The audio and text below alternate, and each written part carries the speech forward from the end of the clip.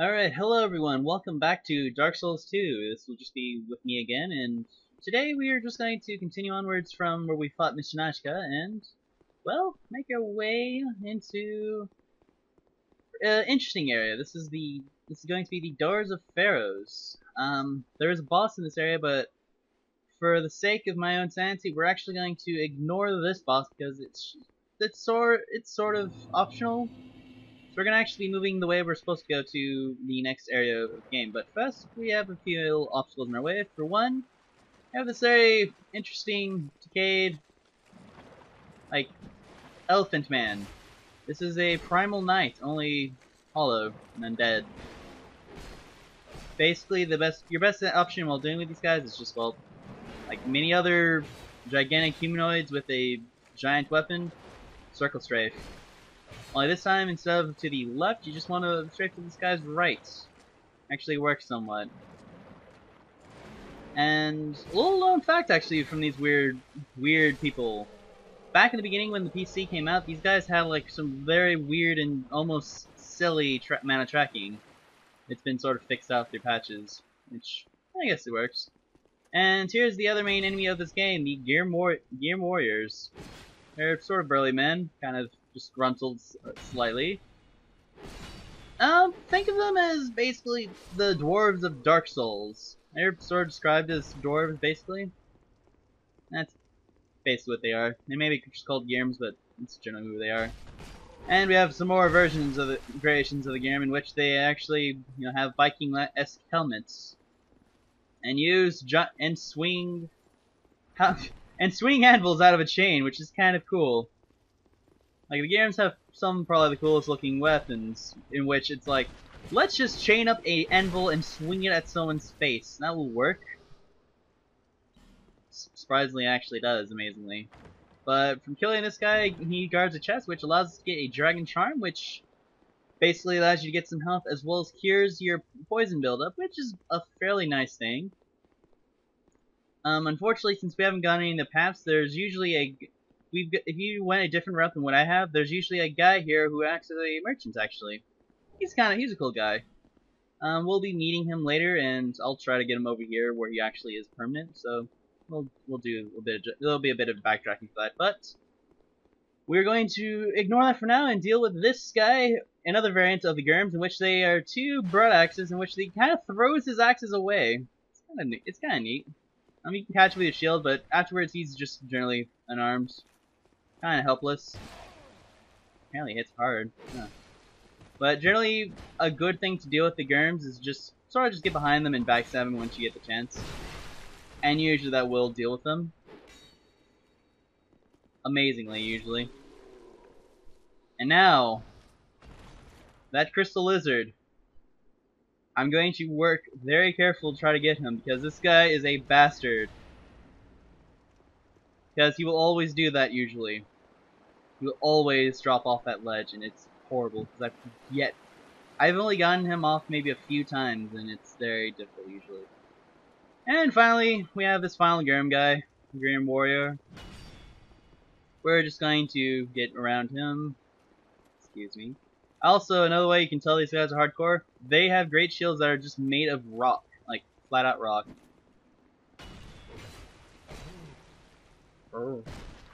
And just another backstab deals with them quite easily. And you get to see their stuff crumble away in front of them. We get some more armor that looks pretty fat. And ironically, we are already out of the Doors of Pharos. Again, like I said, if we went a different route, we would have actually been going towards like the boss of this area, but we're going to be dealing with that later, just to save my own sanity, because I don't like the boss of that zone at all. Not once. So instead, we're going to be going in here to finally the Brightstone Cove, Tseldora. Right away, what you want to do is you want to make your way into this particular tent where we have ourselves the first bonfire of this area. I'm just gonna light it for now because you don't necessarily need it. And there's a few interesting things all around this area, so let's go start looking around. We'll be meeting up with some of the first enemies of this area that won't be around for long. Like, for once, these interesting peasants. These guys are very strange, really. Kind of farmers, and typically use weapons that either inflict bleeding or curse on you, strangely enough. So we're just gonna kind of get the drop on them, so to say.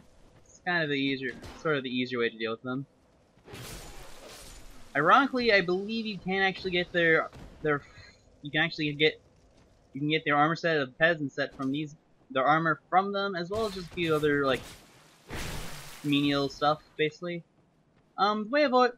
There's this, and finally we have this guy, which after we kill him, we can actually get all the loot from here, which contains a few basically a bunch of soul items to my knowledge, which is good. We like souls. And a new enemy, actually, which we've seen before, but I've sort of ignored them, really. They're pigs. Giant undead pigs. There actually are some in Majula, but they're actually a smaller kind. These are a bit more grown-up pigs. The pigs are not fun. In fact, these pigs can easily bully you. And ironically, these pigs also broke down a scaffolding to reveal an item for me that you actually would meet normally later. Ow.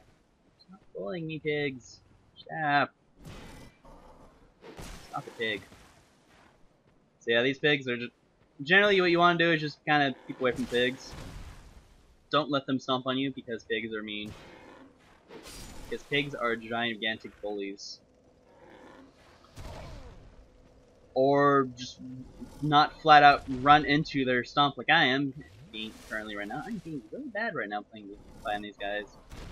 And again, I don't fight pigs usually, I just ignore the pigs, because they're not really worth it, but they're unfortunately guarding some items that I'd rather show right now, because I might need them, who knows.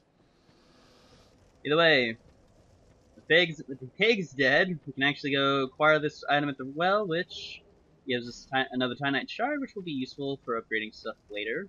I've been sort of upgrading things like off screen, just so you guys don't have to see that. And we have a message. This guy usually says try jumping. Usually I've noticed rolling works sort of it kind of works on and off, but you can jump. There's a hidden path if you can jump into that well. Usually you can jump, but I've usually also trusted rolling into it. It has worked as well if you can get enough momentum and work usually. I'm royally messing this up, but oh well. There is actually... let's see. Let's try one more time.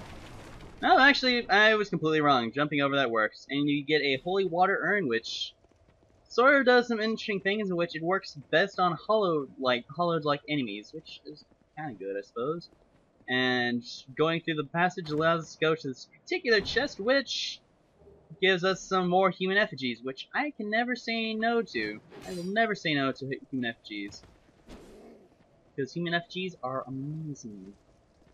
So we just got this one last farmer dude to deal with, so let us just very kindly put him out of his misery with a very broken moveset of the Bastard Sword, in which you can sort of stun them, which is just the 2 normal strikes, and then followed up with a power strike, and usually will kill them. We will be going back to the tent very briefly, but just to let you know, our ultimate destination will be down there. Like, we are going to be making our way a long way down, starting from, ultimately will be that church, and make our way down to that part, eventually will be underneath us. But for now, enjoy the very poorly designed trap of a boulder that actually kills the people using it. As well as a very interesting sort of ambush over here. Supposedly there's a few ways you can actually get those guys with the trap, but if I actually have the item, do we have anything that could be useful? No, we don't, so it's not gonna matter. So we're just gonna break the boulder trap and kill him with it. Supposedly if you have means to lure these guys, you could actually like position them directly under the boulder and just, break them with it. But as the fact that we don't, we're just gonna deal with it.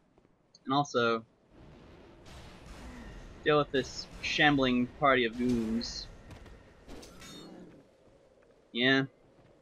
They test you with the guys from the starting camp was just merely to test you about how to deal with them. Now you get a test. of dealing with 1,000,001 goons, basically. In my case, kill all of them, kill all the goons, and attempt to do the torch. You're probably seeing a lot of bloodstains. People usually get killed by those guys if they're not careful. And supposedly, from the new game plus, this specific area has a little interesting trade-off to it. I'm not sure if we can do it right. Oh well. There's just something like interesting here. There's a bit of an interesting thing here in New Game Plus. So, those who are just starting New Game Plus, come to Tseldora, to the specific spot, and you'll see supposedly what this intriguing place is. I'm curious myself to know what it is, but I'm curious to know what it might be. But I'll investigate that at a later point, I suppose. Also, thank you, Mr. Torchman. There's a reason Eric is not with me, mostly because I know he has a certain interesting and irrational fear. And because of the nature of this zone, I figured it would be best not to let him see. So we're gonna go through these doors that have interesting carvings of spiders. Surely not a hint or foreboding omen of sorts. Nah, couldn't be. So we're just gonna ignore him. See, this lovely place full of bones. So beautiful. Have some torches, and uniquely we have a chest lying around, but you kind of peer into these holes, there are spiders. Yeah, I hope I have no one watching these that are arachnophobic, but because there are a lot of spiders in in Tseldora, and I won't lie, these spiders are kind of creepy, admittedly. Supposedly they have sort of a grabbing maneuver, a grabbing attack of their own that actually goes through your shield if you try blocking. Like, supposedly, the way it was explained to me with this move is like, if you try blocking this move, they actually apparently just climb over your shield to like kill you, which, in all intents and purposes, is beyond horrifying, actually. But thankfully, my Dark Orb has more than enough power to deal with them. And with this chest, it kind of unleashes a black beam that's, I suppose, kind of lures the spiders out. Normally, if you were to just open this, but oh well. Yeah, I know I sound a bit nervous. It's just, I guess, I don't know. I'm not normally afraid of spiders, but these guys are kind of sketchy and dodgy. And this fog gate, actually, that specific fog gate is actually for a boss, or our boss, which I use in very, very loose and heavy quotations. But basically, if we can go through that secret door I just opened, you can get yourself an extra splash shards. So that said, I'm going to be back over at the camp because there's something about that campsite I left out intentionally. So we'll be right back we'll be back there and soon back at Fog Gates. Yes. All right, and we are back here in the lovely base camp, because in one of these specific tents there is a sort of a dummy with armor, and if you're human, there's a summon sign for Benhat of Jugo. And because said I was gonna work on their side quest, I am bringing this man along. So come on, Benhat, we have business to take care of. Okay, we are back once more, and Mr. Benhat is just turning around the corner. So, without further ado, allow me to introduce you to our, well, horde, the Prowling Magus and the Congregation. Honestly, there's not a huge trick to these guys. It's basically just a bunch of hollows in essence. So if you have any means to do sort of multi-hits with them, by all means, unleash it! As for myself, I will be doing that by means of the wonderful Dark Storm.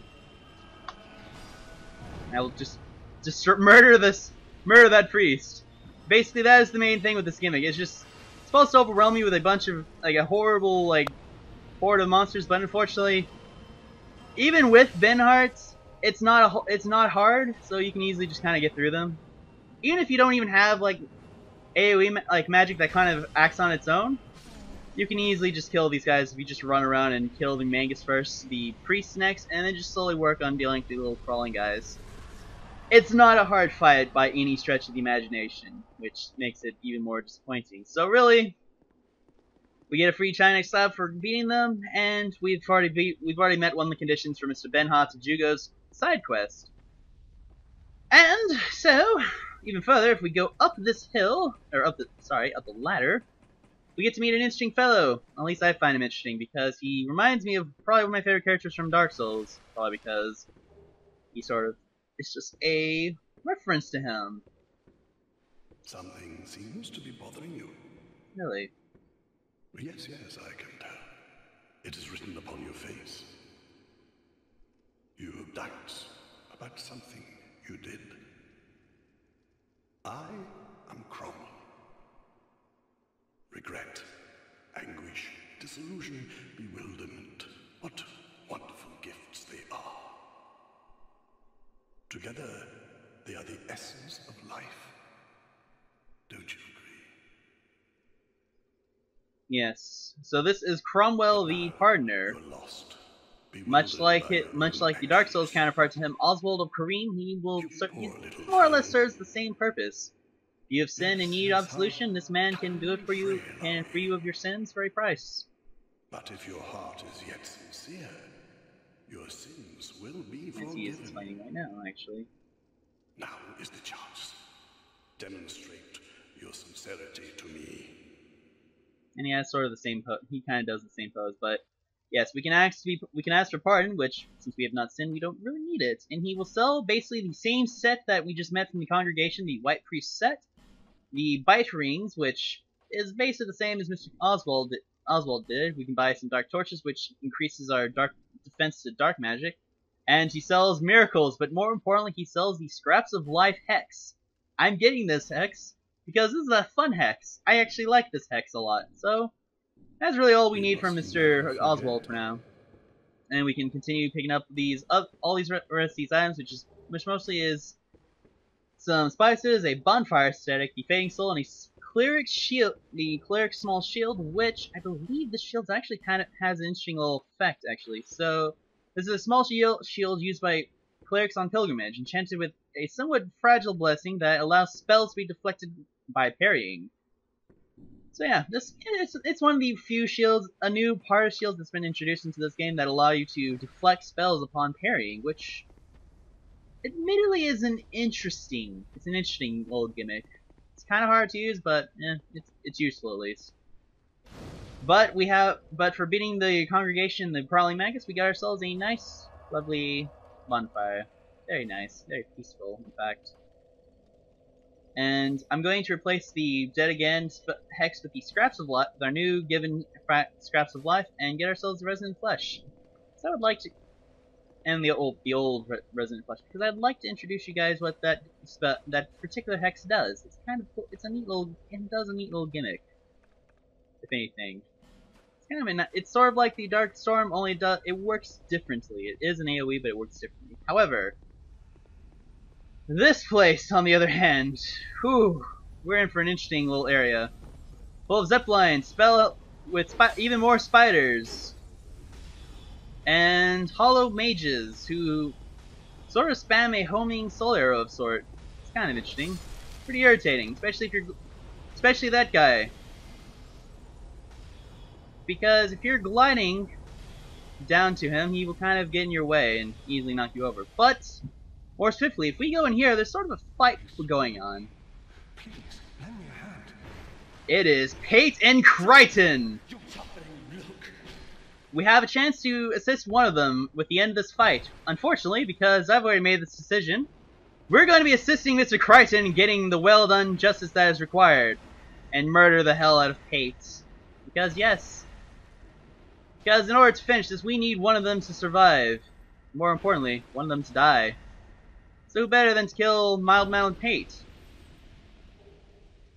In which, if we kill him, we get his spear and the Ring of Thorns once again.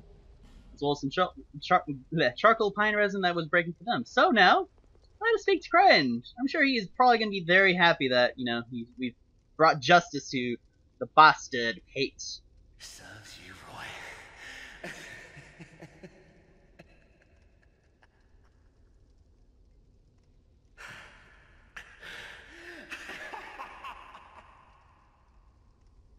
Look at him, he's so happy. I did it.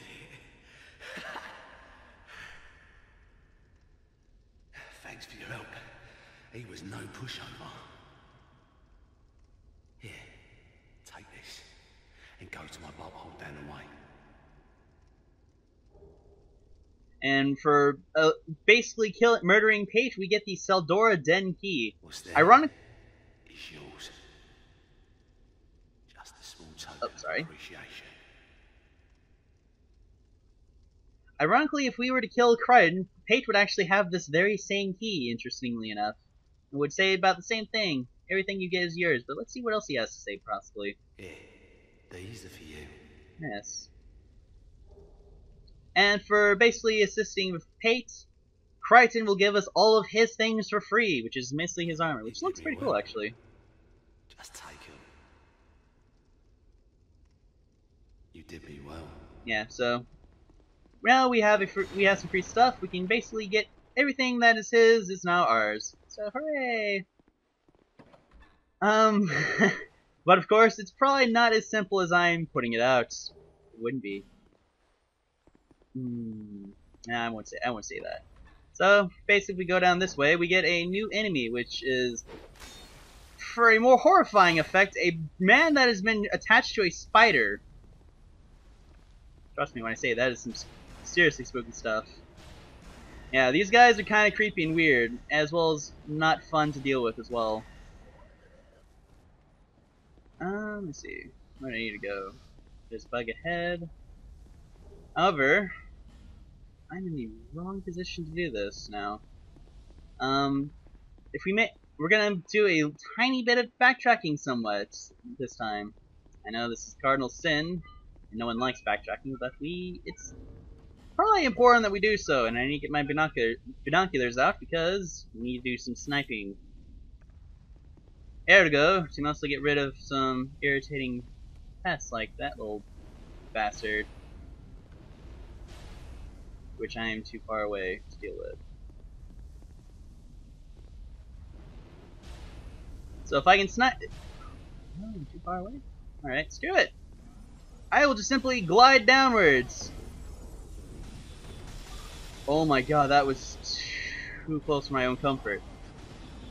Okay, like, as you saw basically, that can happen to you if you get hit by him. He will basically go and murder your face super hard. And because I happen to adore life, we're not going to fight him. We're going to leave all those three mages alone because it's horrible. Although I say we won't be dealing with them when there are, you know, sort of more of those mages around. As well as the spider. I'm just killing him to be preemptive. Oh. Oi.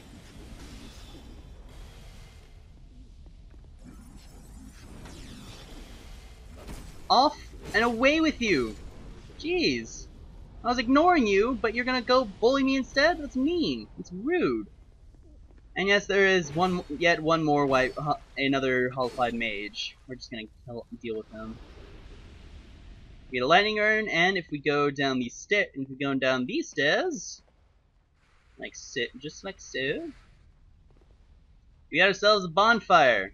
This bonfire particularly kind of has some wonky mechanics because generally, if you're walk outside, this spider and the spider we killed up above will basically keep us from actually resting at this bonfire normally, which is pretty irritating, honestly. Actually, what's over in here? Oh, this is just the way we came. Okay, never mind. Never mind. But more importantly, the reason I came this way is because I wanted to open this door.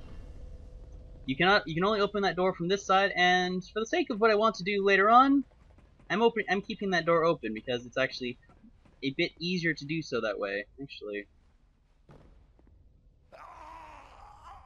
Instead of course I meant dying, but we're gonna pop over in that bonfire anyway, so it doesn't really matter a whole lot in this case. Sounds counterintuitive, but it'll make sense. It'll probably be easier for the intents purposes of what I have planned to go from the approach from this way. So let's deal with the spiders real quick. Which basically, if you were to rest here, these spiders would constantly make sure you would have no way of actually getting through. It's pretty irritating at times. Gotta get my souls that are upstairs, of course, as I don't want to lose my souls because that would be, you know, silly again. Later, jerks. And basically, there is something fun down here because we can now actually meet someone we haven't met. We can very quickly open this door, not be assaulted by spells, presumably not by the rare. Okay.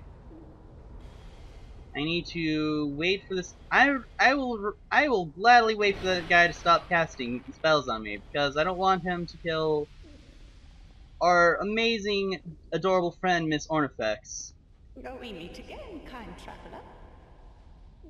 This is my workshop. So what the workshop you have here? Very creepy and full of dolls. I believe I would be called a blacksmith. I create all manner of equipment using an ancient technique unique to my people. Normally I only cater to a very select few, but I have a debt to you. I will craft one thing of your choice. My wares are far from ordinary. I am certain that they will please you. I require no payment this time, but you must bring me a wondrous soul. My technique absolutely requires it. I trust you will understand. So yes, Miss Ornifex here is a blacksmith, as she mentioned. She works as trade. She has some interesting weapons she can sell, as well as generally fire-based weapons and some sorceries. But she has a new option that most blacksmiths do not have. If with specific souls, we can actually trade them to her for boss weapons. And for the sake then, since we have freed her, we can actually have one. You can actually get a trade for free, which is an amazing deal to have. We will be using this deal, taking a deal from her later on, but not now, because we have a certain soul. There's a soul that we need to get acquired first before we can get this. And as we mentioned before, say hello to a basilisk with no eyes. It's kind of creepy. Also, that crystal lizard you saw that's red, don't attack him. You don't want that thing to. You don't want to attack that guy. Just trust me on there. And I'm actually amazed that there's not a spider. Okay, hello there, Mr. Spider. And I also appear to have someone speaking to me. So do give me a quick second while I have this momentarily pause to breathe.